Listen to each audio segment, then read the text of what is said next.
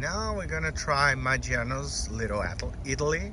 You can try that anywhere in USA basically. They are everywhere, and a lot of people don't like it. Like, people don't like Olive Garden. I do like it, and I find a food that I believe is comfort food. How much it's really Italian, I will let Italians mention that, but I went to many restaurants that are really Italian and was kind of so if you want Italian, go to Italy.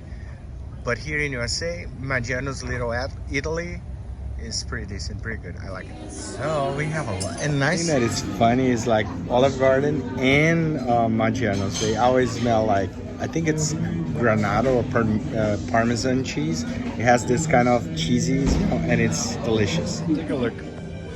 Like, for real, like 2,000 calories. 780 calories, that's good, but then it's mushroom, right? Not my thing. Here, 1,000 calories. So when you're talking about something light here, you are talking about when you get to 960 calories, then that's the light version. Otherwise, you're gonna go for like 2,000 calories like this. So yeah, you need to be prepared. Be really ready to get chubby here. Look, guys, beautiful, delicious. Let's try. You try and tell me what you think. Take a picture of mine. So we're gonna try. Masala, chicken masala.